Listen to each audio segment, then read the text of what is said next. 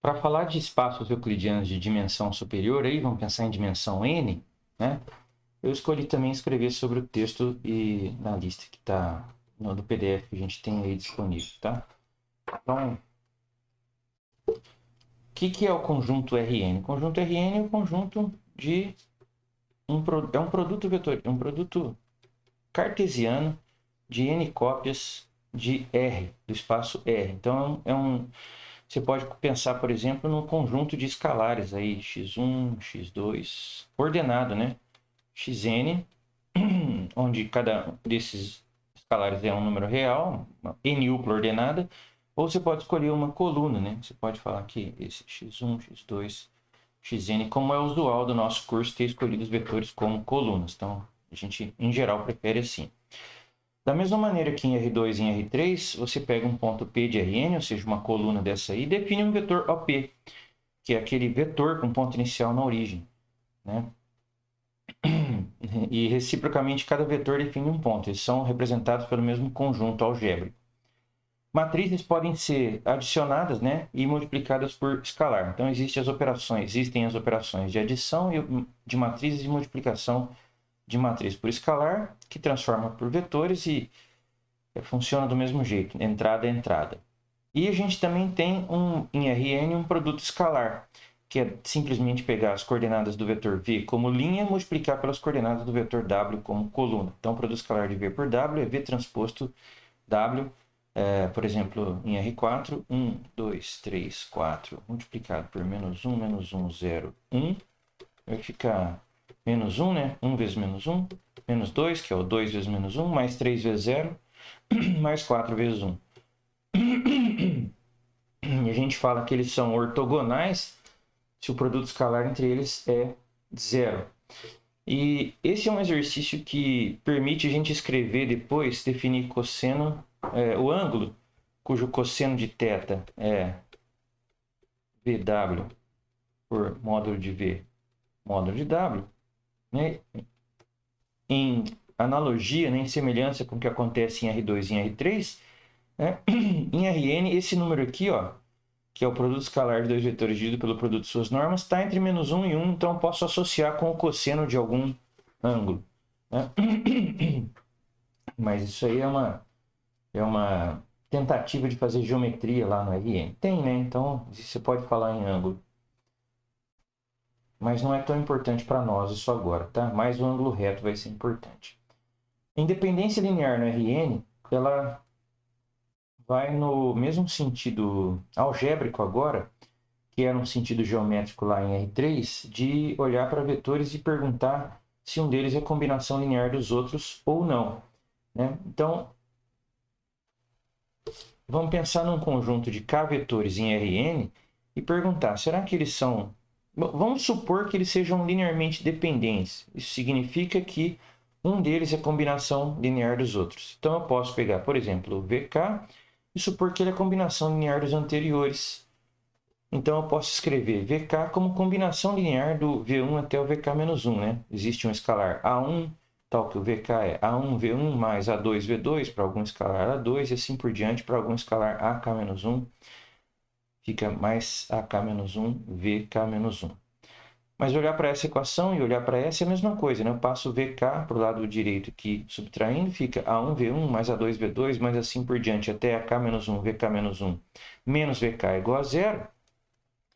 Isso significa dizer que esse conjunto de escalares aqui, A1, A2, até AK-1 e menos 1, que é esse vetor aqui, é uma solução não nula, portanto, porque tem pelo menos uma coordenada não nula, do sistema homogêneo x1v1 mais x2v2 mais x3v3 até mais xkvk igual a zero, que é perguntar se o zero, como o zero pode ser escrito como combinação linear dos vetores de v1 até vk.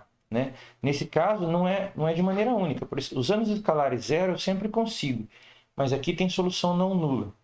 Então é isso, a análise desse sistema homogêneo que vai determinar se esse conjunto é Li ou LD. Se existir uma solução não nula, os vetores são LD. Um deles pode ser escrito como combinação linear dos outros. Né?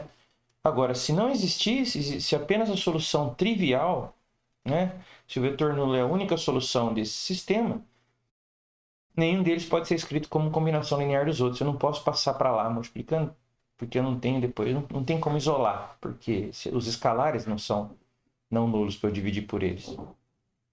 Então, um conjunto é LI, se e somente se a única maneira de se escrever o zero, vetor nulo, como combinação linear deles, é usando todos os escalares iguais a zero. Vamos ver alguns exemplos. Dois vetores não paralelos, U e V, em R2, se eles são não paralelos, em R2 eles são LI. Se eles são não paralelos, em qualquer ambiente eles são LI. Para escrever o zero como combinação linear deles, o único jeito é... A gente deve ter o vetor nulo como diagonal de um paralelogramo formado por múltiplos de dois vetores não nulos. O único jeito é que os escalares são zero. Um conjunto de m vetores em Rn, né, onde m é maior que n, é sempre LD, porque quando você pega esse sistema aqui, x1v1 até xmvm, né, mais x2v2, mais 3 pontinhos, mais xmvm igual a zero, ele sempre tem solução não nula, porque você tem mais equações, mais incógnitas do que equações. Por exemplo, 5 vetores em R3 vai te perguntar sobre um sistema homogêneo de 3 equações mais 5 incógnitas. Então, sempre tem solução não nula. Não tem informação suficiente para definir. Em R4, olha só, um outro exemplo. Considera esses vetores 1, 2, 0, menos 1, 2, 3, 1, 1, U, V e W igual a 0, 1, menos 1, 3. E eu quero saber se eles são LI ou LD. Então, é aquela história. Eu olho para o sistema homogêneo de uma combinação linear deles dando zero. X vezes U mais Y vezes V mais Z vezes W igual a zero. E a gente resolve esse sistema, que também vai poder ser interpretado como uma interseção de 3 planos lá, né? E a gente chega nessa reta aqui, menos 2Z, Z e Z. Então você tem uma reta inteira de soluções. Eu posso escolher para qualquer valor não nulo do parâmetro, eu tenho uma forma diferente de escrever. Quer dizer, é uma solução não nula. Então existe um jeito de você, por exemplo, isolar qualquer valor do parâmetro não nulo que você pegar, por exemplo, o z igual a 1, você tem o vetor 2, 1, 1 como solução. Significa que menos 2, né? Menos 2, 1, 1. Menos 2u mais 1v mais 1w igual a 0. Portanto, por exemplo, v igual a 2u menos w. Então, v é a combinação linear dos dois anteriores, do u e do w. Portanto, aquele conjunto é linearmente dependente.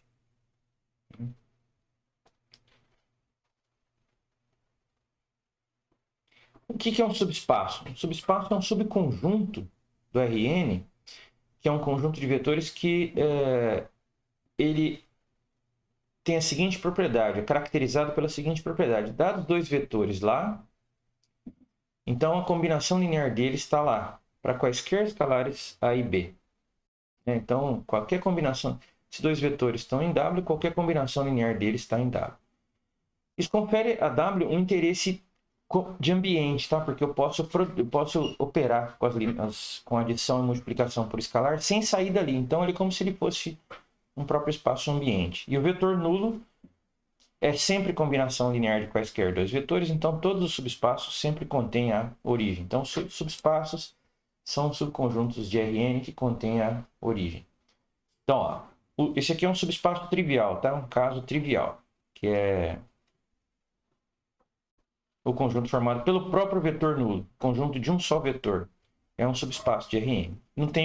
Como não tenho que verificar, a condição sempre é satisfeita. Uma reta R pela origem de R3 é um subespaço, porque quaisquer dois vetores dessa reta eles são múltiplos entre si. Então, um é combinação linear do outro. Né? Ser múltiplo é ser uma combinação linear do outro. Um plano que passa pela origem é um subespaço do R3. Tem que mostrar que, dados dois vetores no plano, combinações lineares dele ainda estão no plano. Outro caso extremo, que é além do vetor nulo, do ponto, é o espaço ambiente inteiro, né? Que é claro que multiplicação, você pega dois vetores de R3, adicionar e multiplicar eles por escalar, permanece no R3, portanto o R3 é um subespaço de si próprio, de si mesmo. E aqui, esse raciocínio aqui mostra o seguinte, que todos os subespaços de R3 são de uma dessas formas aí. Ou o ponto, a origem, ou uma reta pela origem, ou um plano pela origem, ou o próprio R3. Você faz assim, se você tem um vetor não nulo, então toda a reta gerada por esse vetor, a origem está aqui, está no subespaço. Se esse vetor V está no subespaço, a reta inteira dele está no subespaço. Então, se a reta inteira for o subespaço, é uma reta que passa pela origem. Tá? Bom, se não tiver o vetor nulo, é o ponto. Se não tiver um vetor não nulo, é o ponto. Agora, se não for só a reta, se tiver um vetor LI com a reta, não paralelo à reta, então significa que todo o plano gerado por esses dois vetores está que é um plano pela origem, é um subespaço. Então, o W contém todo esse plano gerado pela origem. Aí você tem duas possibilidades. O W é exatamente esse plano, ou existe um vetor que seja não coplanar com eles, né? Gerando um eixo independente aqui. Se for esse o caso, o subespaço é o R3 todo, não há mais para onde ir. E aí eu falo que um exercício de imaginação pode nos levar a conjecturar o que acontece para R4, R5 e assim por diante. O espaço das soluções de um sistema homogêneo é um exemplo muito importante de subespaços de Rn. Na verdade, todos podem ser reduzidos a esse tipo de exemplo, a gente vai ver depois nos exercícios. Mas se você tem um sistema linear homogêneo, Ax igual a zero, né, de n equações e k incógnitas, então significa que n é uma matriz que tem n linhas, né, n equações, e k colunas, k incógnitas. Então, se ele tem k incógnitas, o espaço de soluções está em Rk. E é um subespaço de Rk porque combinações lineares de soluções ainda são soluções, porque o sistema é homogêneo. Então, A vezes U é zero e A vezes V é zero, porque U e V são soluções. Aqui tem um outro exemplo muito legal, muito importante também, que é W é um subespaço. Se W é um subespaço, então o conjunto de todos os vetores ortogonais a W também é um subespaço. É o subespaço ortogonal. Ele é dado por W perpendicular, assim, o W perp, dado por todos os vetores que são ortogonais, né? O produto escalar é zero, com cada vetor de W. Então, ó, dado por todos os V, tal que V escalar W igual a zero, para todo W de W, para cada W em W. E o fato de ser subespaço é que o produto escalar respeita combinações lineares. Então, combinações lineares de vetores ortogonais continuam ortogonais. Então, W perp é um subespaço de Rn. Subespaços ortogonais. Como é que em R3, por exemplo, quais são os exemplos, né, que eu peço para vocês fazerem como exercício? Um subespaço ortogonal é uma reta pela origem, é um plano pela origem e vice-versa. Né? Dado uma reta, pela origem só tem um plano pela origem que é perpendicular a ela e vice-versa.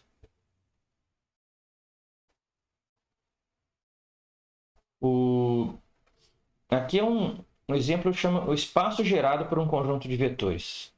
É definido por ser o conjunto das combinações lineares deles. Né? Então, é um subespaço de Rn, porque são combinações lineares deles mesmos. A gente já define para ser subespaço. É denotado usando colchete. Então, por exemplo, ó, em R3 tem esse W aqui, que é 2A, são todos os vetores de coordenadas 2A menos 3B mais C, A mais B menos 2C, menos A mais 2B menos C, onde A, B e C são parâmetros reais. Então, o que eu estou falando é que esse conjunto aqui ele pode ser denotado pelo espaço gerado pelos vetores 2, 1, menos 1, menos 3, 1, 2, 1, menos 2, 1. E não é difícil ver que se trata de um subespaço, porque são combinações lineares. Mas, para melhor descrever W, a gente pergunta se todos os geradores são essenciais, ou seja, se entre esses três geradores que a gente identificou aqui não está sobrando ninguém. O que é sobrar alguém? É um deles ser combinação linear dos outros. Né? Nós precisamos realmente de três parâmetros livres? Então, vamos ver se esses três vetores geradores são LI, linearmente independentes. Então, eu olho para a condição que caracteriza três vetores como LI, que é a solução do sistema homogêneo, né? xv1 mais yv2 mais ev3 igual a zero. E a gente percebe que a solução desse sistema é y, y, y com y em R. Né? Você pega aqui esse sistema tem uma, também pode ser interpretado como a interseção de três planos, então ela tem essa reta aqui. O que significa? Que eu pego y igual a 1 ou 2, sei lá, qualquer coisa, qualquer vetor, qualquer valor não nulo, você tem uma solução. Então, 1, uma solução, 2, 2, uma solução. Então, a hora que eu substituo 1, fica 1v1 mais 1v2 mais 1v3 igual a 0. Então, eu isolo v3 como combinação linear de v1 e v2, portanto, são LD. Portanto, v3 não precisa estar ali como gerador. Eu posso jogar ele fora, porque V3 já é uma combinação linear de V1 e V2, então eu posso colocar aqui menos V1 menos V2 para qualquer V3 que aparece ali. Logo, W é só o espaço gerado por V1 e V2. Mas como V1 e V2, a gente viu aqui, né? 2, 1 menos 1, menos 3, 1, 2. Não são múltiplos, eles não são paralelos. Então, são LI. Então, são essenciais como geradores. Então, W é um plano pela origem, nesse caso, gerado por dois vetores. Combinações lineares de V1 e V2. Esse exercício aqui é quase um exemplo, tá? Se eu não tivesse dado essa sugestão aqui, ele seria de fato um exercício, mas a sugestão existe, tá? Dada uma matriz com n colunas, mostra que o conjunto dos vetores de Rn, tais que o sistema ax igual a b tem solução, ou seja, né, quem são os vetores? Quem são os elementos b que eu posso colocar aqui de maneira, termos constantes, de maneira que ax igual a b é um sistema que tem solução. Tem que mostrar que isso é um subespaço do Rn. A sugestão está escrita aí. Bases e dimensão. Acho que isso aqui eu vou interromper agora e falar daqui a pouco.